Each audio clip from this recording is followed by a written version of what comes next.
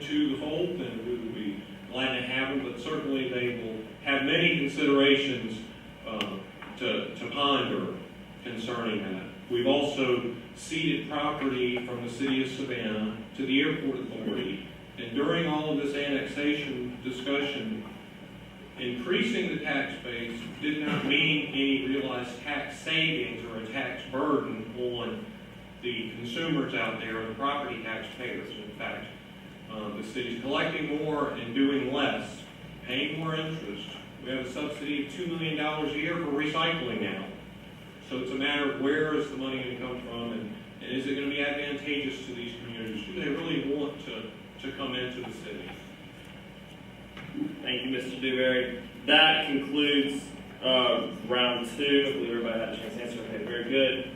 Now we're going to take some of the audience submitted questions, and our panelists are going to ask them to the candidates. Members of mayoral candidates, we are going to shorten the response time to 30 seconds with a 15-second rebuttal. We got started a little late, and we'd like to get through as many of these questions as we can. Obviously, we're not going to get through all of them. We're going to do the best we can to help with this 30-second, 15-second rebuttal.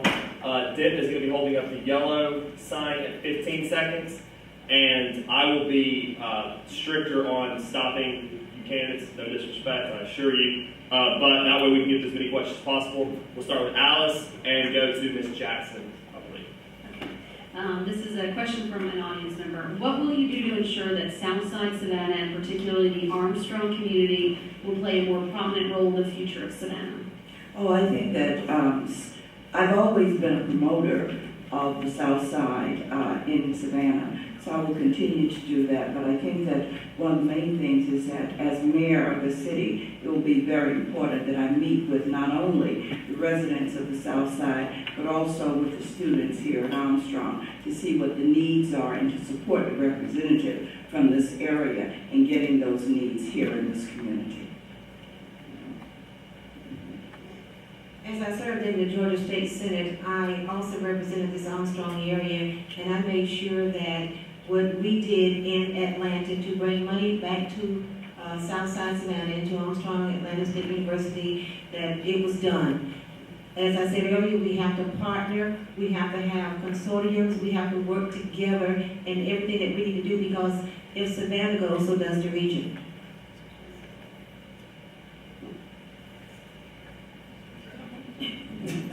I was just waiting on a continual answer. Basically, and I'm the mayor of all Savannah, so I will represent everyone well across the board, regardless of the situation.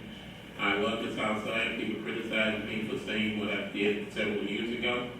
And eventually, and I meant, if the city didn't step in and do some things on the South Side, it would be the next ghetto.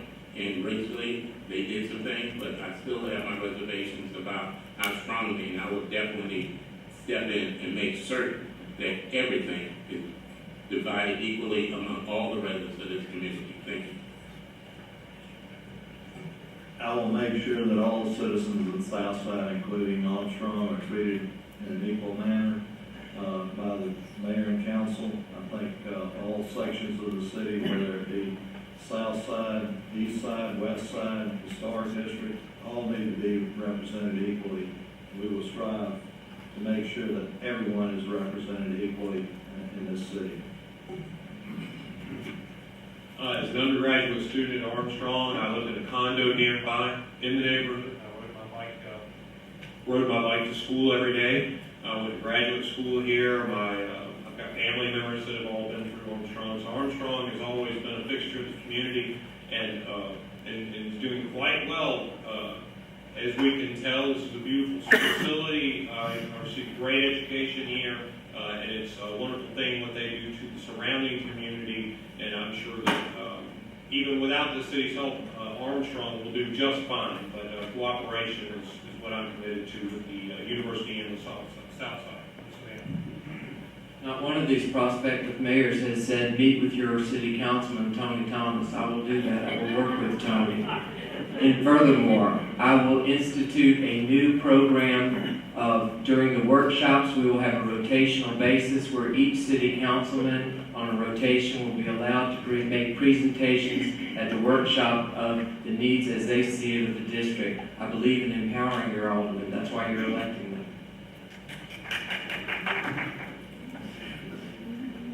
All right, I don't know, I had a very fancy list about how we were going to start, who's going to answer the questions first. I don't know where I got Ms. Jackson, so we're going to go with Professor Wilson, and we're going to go to Elspeth. We're going to keep up with that later. Okay, Mr. This is from the audience again. Please advise us on your position regarding the LNG trucking matter. I served on city council when LNG decided they wanted to reactivate that plant. I called for a public hearing, and I was told by Mayor Adams and by our city manager that Elba Island, number one, was not in the city of Savannah. We had no jurisdiction over whether they could reactivate that plant or not. They did send a signed letter to the mayor and the city manager saying they would never transport LNG through the streets of Savannah by truck. And they have violated that, and now they come back and say they want to do it. I'm totally against it, period. They need to live up to what they told us.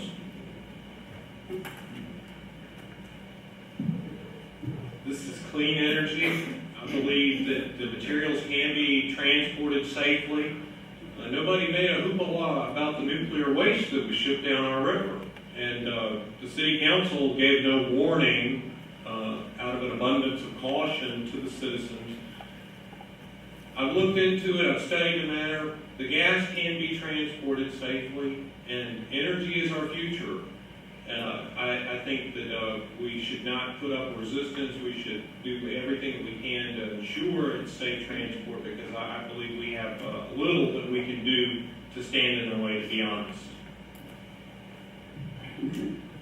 As mayor, I will do everything in my power to stop LNG. I have already testified twice in front of FERC when they were here in Savannah in opposition. The federal government has classified what they transport as a weapon of mass destruction. We don't need that going through our cities. This is a city, not a rural community.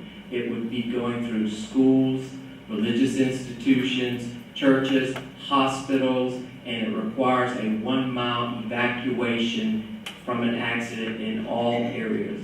We don't need that. I'm opposed to it. I'm going to fight for my citizens. I too am opposed to it. I think I read in the paper this morning where LNG has been sold or to another company at this time. It is very important that we stick together, that we fight the trucking going through our community. We must protect the residents of this community. You know, if it hits over on Duren and there is a major disaster, there are 2 major hospitals there, nursing homes, schools, residents, and not only that, you know, the original plan, as Mr. Cook said, was to pipe it through. That document still exists, and I feel like they should have to honor it. I have gone to Washington to represent the city on that issue, and I've also spoken here as a representative of the city. The transportation of LNG will not create any jobs here in Savannah. I can tell you that no matter where the Elba Island is located, the citizens of Savannah will suffer if there is an accident. With the infrastructure of our roads, the potholes, the sinkholes, the open holes, and everything else that we have in Savannah, can you imagine what would happen if one of those tankers had an accident? There was a fire at Okefenokee, and I know that several months ago you all smelt that and you thought maybe something was burning in your neighborhood. And look at what happened to Powell Dufferin. We can't afford an LNG here, and I'm on record against it.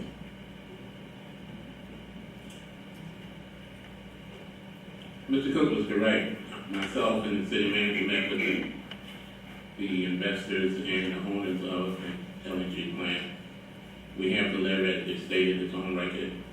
It was supposed to be piped through here, but it ran into a snag up in Effingham County. Learning from the Powell McDufferin situation, we initiated some issues that tried to solve, and most of you individuals in this community don't know what's going through the daily on the streets of Savannah daily. It's very difficult to control all the things the railroad brings through here, or other gas companies through here. But the city of Savannah bought the railroad tracks on River Street to keep that type of materials from going down through River Street. We have done very good things to deal with the environment, but right now LNG is a problem. I don't want it on the streets of Savannah, but I'm asking you all to think about what also is going through this. Mr. Adams, thank you very much. Thank you very much. All right, I believe we have time for one more. Okay. First of all, thank you for writing legibly. I appreciate that. It makes a big difference, trust me. This is a question for those folks who are on city council, but for those who are not, we can still answer this for what they would do, so I'll phrase it. To those who have been on city council for so many years, what have you done to reduce crime while you have been on council? And for those who are not on council, what would you do? Start with Mr. Dewberry.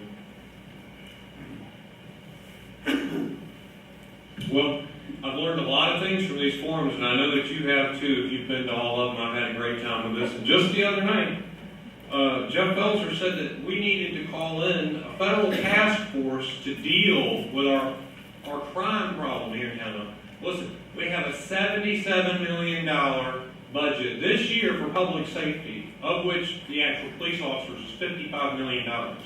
Do you mean to tell me, after spending that kind of money, year after year, we've got a problem with this? One of the problems happens to be our jail. We've spent $75 million too much. We have a $110 million facility out Thank you, Mr. there Director. that's being constructed.